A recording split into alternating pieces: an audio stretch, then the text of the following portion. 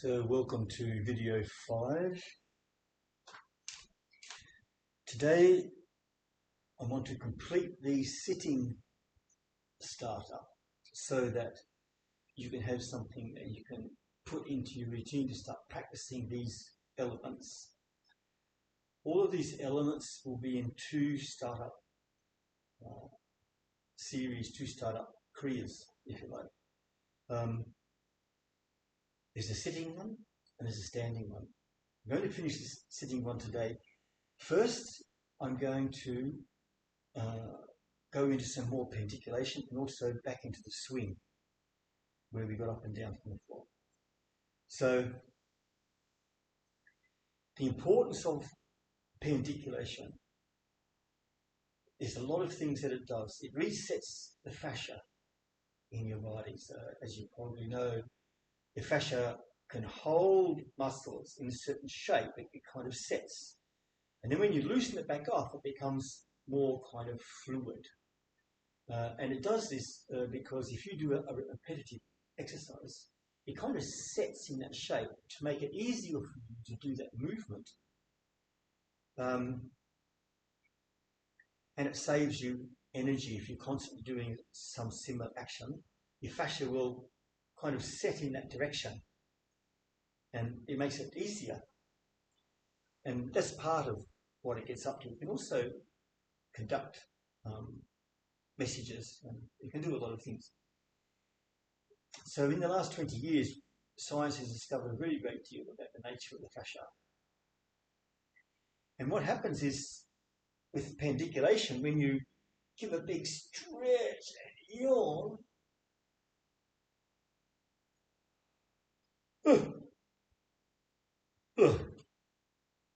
that's one movement I've got the hang of pretty well.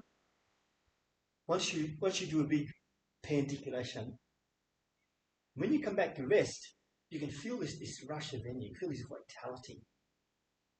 And a lot there might be a little, your muscles are waking up and there's, little bits of blockages in the joint and freed and energy moves. But the feeling of vitality is our direct perception of the life force. Now, when you come out of rest, pandiculate, if you sit in a chair quite a bit, every time you get up, do a pandiculation. It only has to be small, they're like a cat or a dog. And don't just give a stretch and, that's enough. Do it fully, go. And then be still before you walk off to get coffee or go to the water cooler or something. So get this, the purpose of learning about regenerative movement is so that it can become a natural part of life. Because our society is totally built around degenerative action. And that's right throughout society. So all of us are conditioned. The way we think is we are trained to think in a linear kind of fashion, in a way where opposites are mutually exclusive, and we don't really have the mind to comprehend complementary polarities. We see things in terms of opposites. Our parliament lives in opposition. Everything is, corporations exist in competition. The military is all about competition. Everything, and we get reinforced for competition. And our minds are trained in that way. And it's essentially degenerative. So the mind to be cooperative with the body. This is what we're doing. So I'm just going to show a little bit about the importance of pandiculation before we move. So just going to do a large pandiculation. So what we'll do is get the opposite hand, fist and heel, like this. We'll fist up here. Come back a bit. And so you've got these straight lines through here. So you come here and tense up and extend under tension. Extend. Now ball and palm of the hand. And now point the toes and fingertips and tense that whole line all the way through here, which incidentally passes straight through your hara And slowly back on the same line that you went out on, but be still. And a lot will go on, but put your mind in the feeling of vitality. And at the other side, heel and fist, and so all of the foot, palm of the hand, toes and fingertips, stretch right out, breath, hold, and come back in. Feel the vitality. And when we do this before we move, we put our mind in the vitality that we can feel. Then we move out of that vitality. Instead of just moving the muscles, the mind goes to have a habitual way of walking. We have learn this sense of flowing out of the vitality, which is what the animal body naturally wants to do. So we are recapturing this natural thing that we always did as children with an animal spirit. But this is a very big part of it, is to move out of vitality. When you begin to move out of vitality, you move from a much more relaxed place. So, now I want to go back into the swing. Remember, the swing is when you swing. Okay? Now, we'll come back into getting up and down from the floor. This is a very important one for a lot of reasons, which you'll discover later. Now, hand and foot, opposite hand, opposite foot, and just drop. And see if you can, first angle, see if you can just see my body where it just swings down.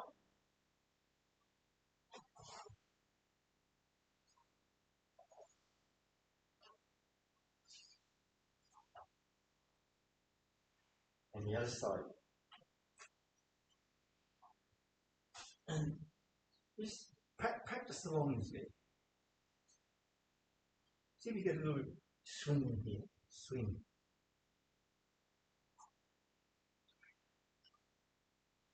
And swing. Now when you swing back up, you'll swing and there'll be this rotation, and see if you can just keep moving in the rotation and come up. So we go.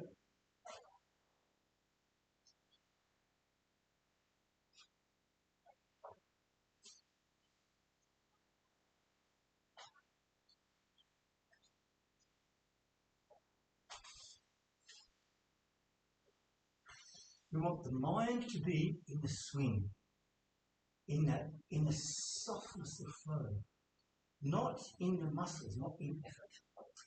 When you first, if you have lived a sedentary life, this might be difficult, or if you're getting older, it might be difficult, the knees and hips. Persevere. Just do the simple stuff. Just keep it really simple. If you're training your body in a major way, then you'll already be used to being in flow. I want you to get more subtle, to be only in the feeling of the flow, not the kind of flow where you're performing an action. So if I'm doing this and I want to perform some switching, switch, switch, switch, and I'm performing this switch, and I can do that. I can, after a while, get into a flow state, and if you're dedicated in your movement, you go into what athletes call the zone. When I say athletes, I mean dancers and everybody. And the zone is where you are operating out of your chi. It's almost never spoken of. People just talk about a zone, talk about a psychological thing, and because our society has lost connection with the life force, with chi, prana, ruach, teora, ka, all these words that societies have, we lost connection with it. And what we're trying to do now is re-establish that connection. And I don't mean the kind of connection where you simply do something with it in order to experience it. I'm talking about where you are perceiving it directly and operating out of it. not trying to do something with it. It's a very important distinction. I know quite a few martial artists, and I know people who move key in their sexual practices, and people who move life force with healing. Some of those people come to the point where they move out of their life force, but not very many. There's this idea that you have to do something with it in order to perceive it. And as we will discover, that's not the case. There are different ways to perceive it. So what we're looking at is just this. You see this foot is pivoting, his shoulder is hinging.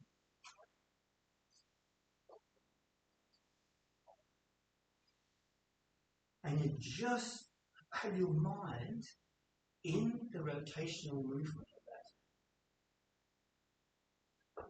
that. Okay.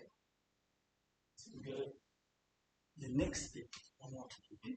All right. So now let's do this sitting startup that we did yesterday. Now, I want to reinforce the thing about the shins, so we're going to do that again. That's part of it, but normally you wouldn't do very much of that. So, drawing the toes back, just grab with your toes, relax, and then pull back. Relax, grab. Monkey grab, scratch. Now, normally you would exercise, if we were doing exercises instead of movements, you would grab, pull back, grab, pull back. That's okay to do sometimes as well, right? They're both good, but what we're studying is the relaxation part of movement. We're not studying the effort part of movement. So we pull back and relax. Clench, relax. What we're paying attention to is to relax. So we're shifting the figured ground of our perception from the doing to the undoing, in a way.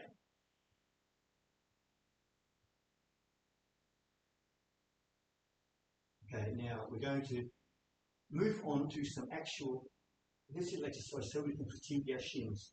So pull back, forward, hinging at the ankle.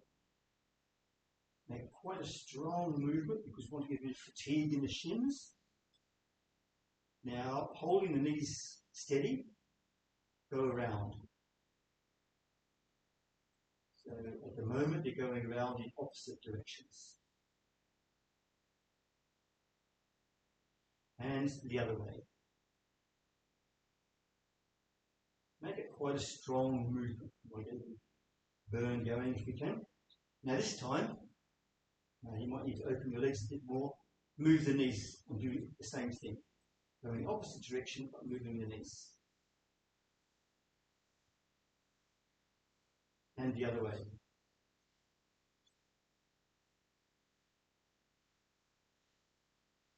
Now holding the feet straight up, holding the knees steady, send them both in the same direction.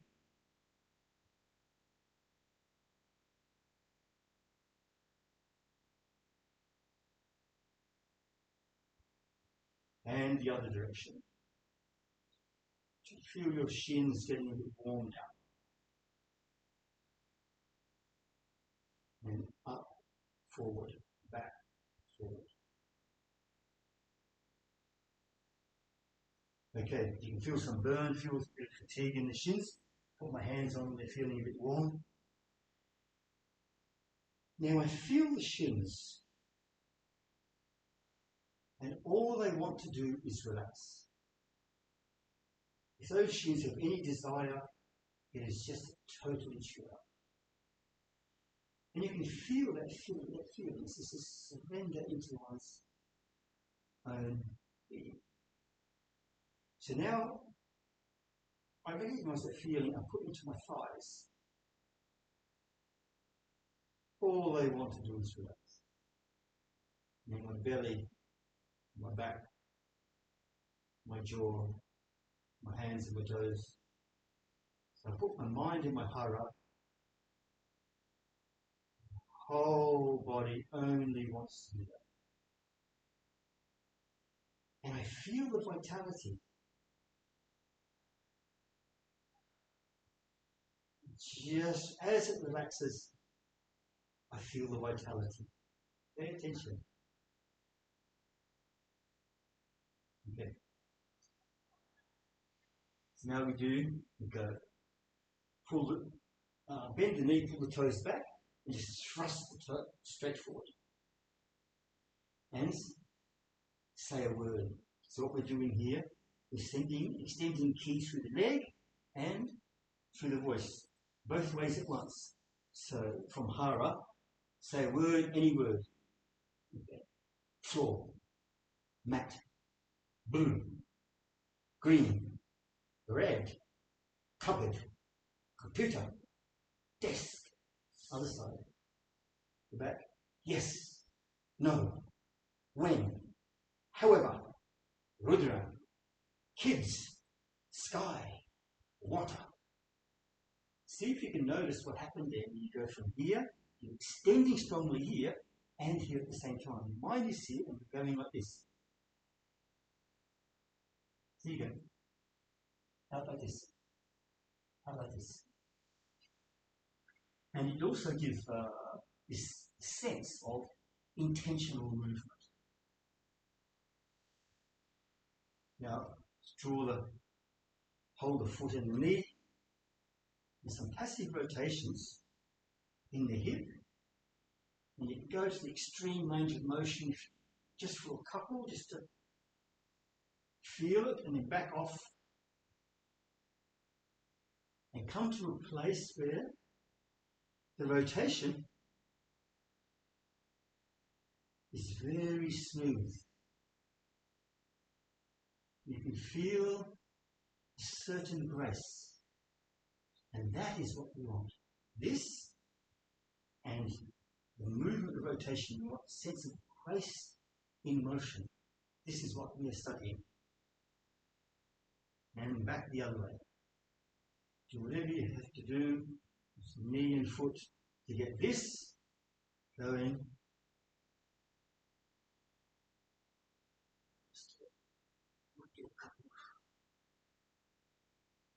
Back off.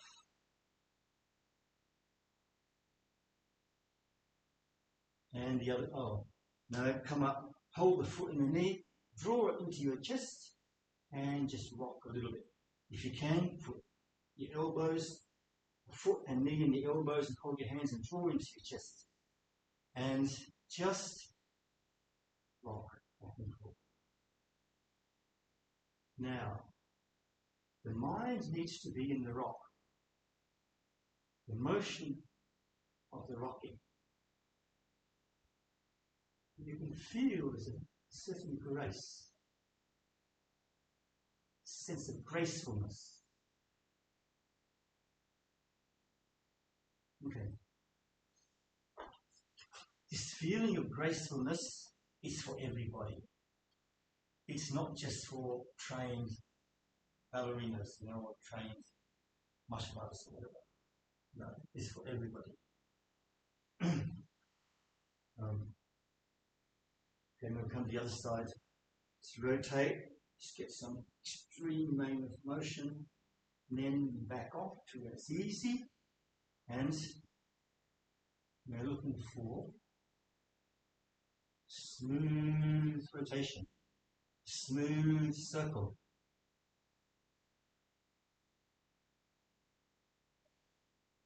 What we're training is the body and mind to be connected in the life force.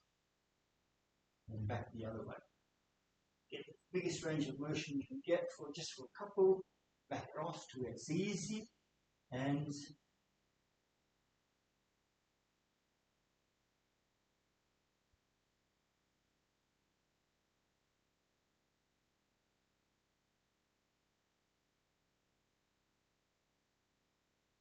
okay.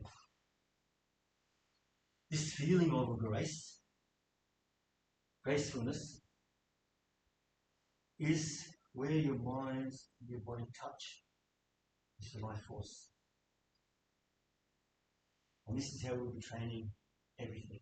Learning about nature of breath, learning about a whole lot of things.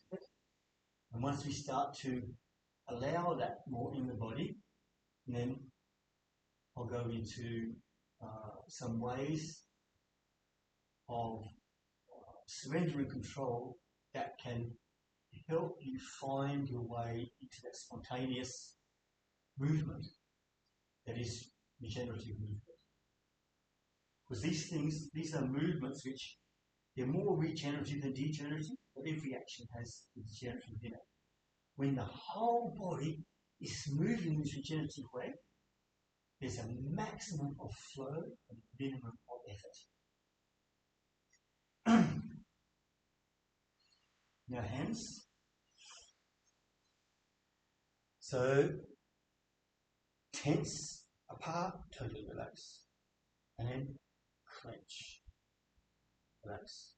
Tense. Relax. Clench. Relax. And you can fold over the thumb if you want. There are good reasons for doing that.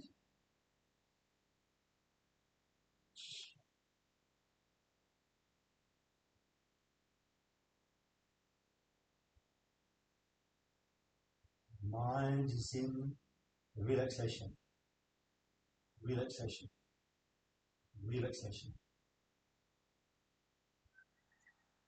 Hands pull out, down.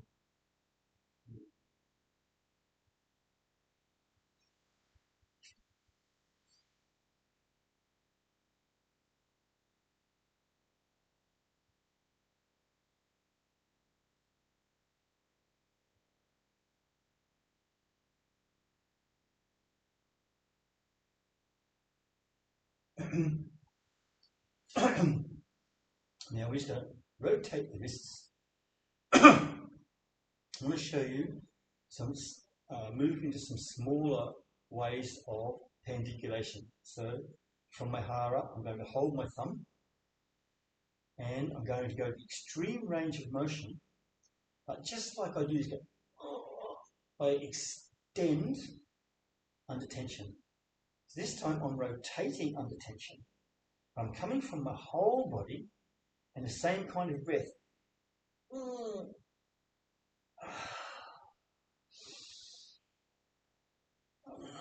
And you'll see like all sorts of muscles in here will activate as well. And I'm aiming for here, but or from my hara, I'll have all of this being activated. Now go the other way.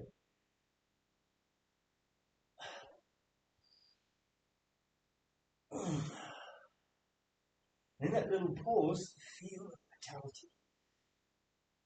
And feel the vitality. So.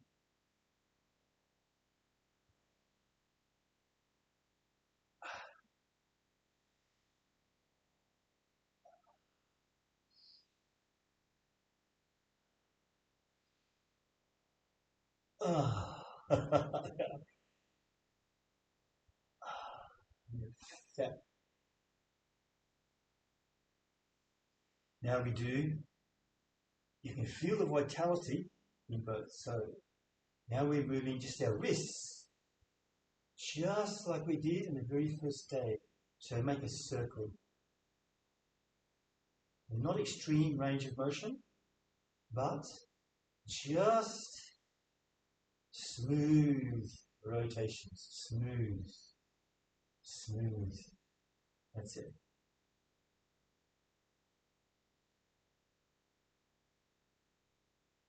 And back.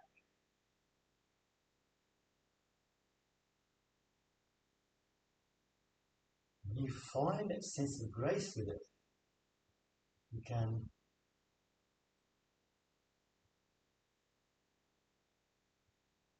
do it all day. It's effortless. Now we do the wrists, but this time we do elbows as well.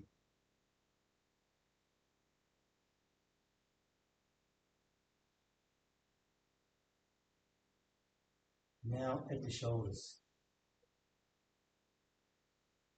And what you want is what you'll see is certain things will happen. Like you're going, we haven't really pendiculated around the shoulders yet, and you'll feel all of this is pendiculated as you're moving, and as you move the shoulders, they feel a bit clunky. So let yourself, if you get to a place that feels a bit clunky, just let yourself go into a bit of a pandiculation.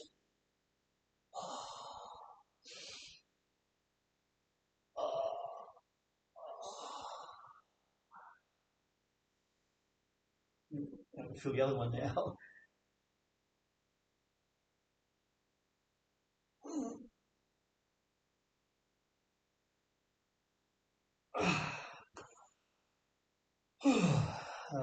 Much better. Much better.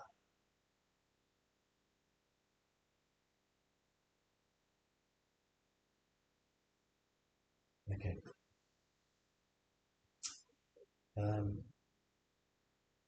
Now, I want to do a movement where we're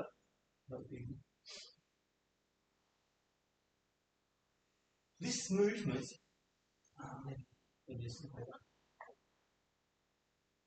Let's see. This movement is done on the back, and it's all about coming into action from stillness. So what we're learning is how to have animal relaxation instead of the normal thing we call relaxation, which is I call TV watching relaxation, TV relaxation, and where there's a lot going on. Animals, when they relax, don't have a great deal going on. They're totally in what they're in. And this is what we're learning to do. But also, the animal body can come out of rest extremely quickly and extremely efficiently. I'm not talking about getting a fright and suddenly being full of adrenaline. I'm talking about, you wake up and there's something interesting and you flow towards it straight out of rest. And this is a movement that helps to bring memory back to that ability.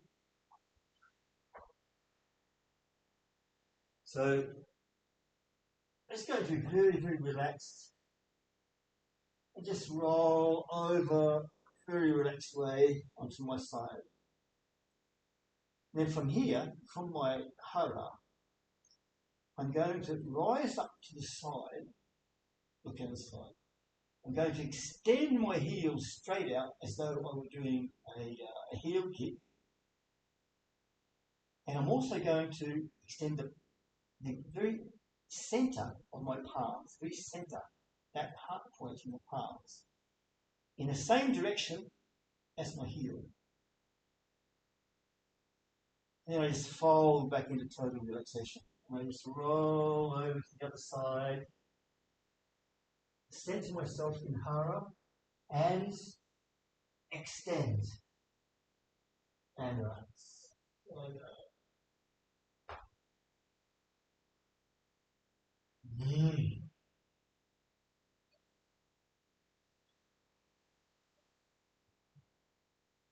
So roll over, gather myself around my hara, and then extend out. So it's just the two palms, okay? Just point.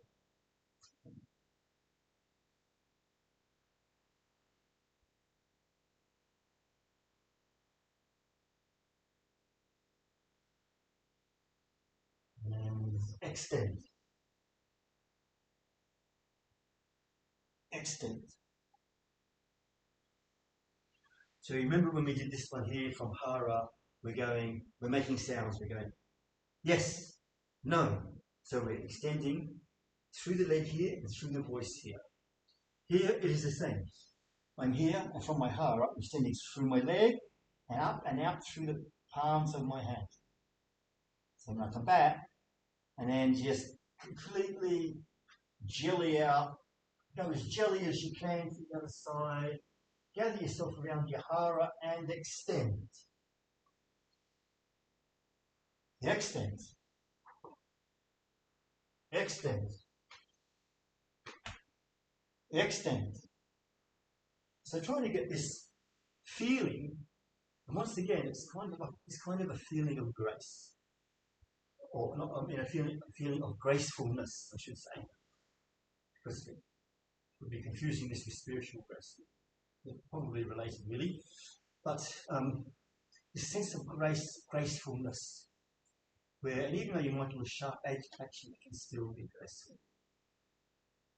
So we have this feeling where the mind is only in the movement. It's only in the shape of the movement, the chi shape of the movement, if I can put it like that. I'm going to be wrapping a lot of different words around this as we go, because I'm speaking about something which does not have a great deal of language in my society. So some of the language is from other societies. Most of it is really just words that I wrapped around it. Many which I've gotten a lot of my words from some very interesting people over the years. All right, thank you. We've done in the future that startup, when we'll do it, it goes through quite quickly. But we need to get used to these elements. It's important that between these videos, we practice the elements that I'm passing on. This is not a thing where you can just go to a class and go away, like you go to the gym 3 days a week and forget about it. No? This is altering the whole figure ground of the body-mind perception. So the body-mind works together, works very efficiently. And if this interests you, and you take an interest in your self-knowledge enough, then your personality will alter because of the maturation of the body-mind line of development.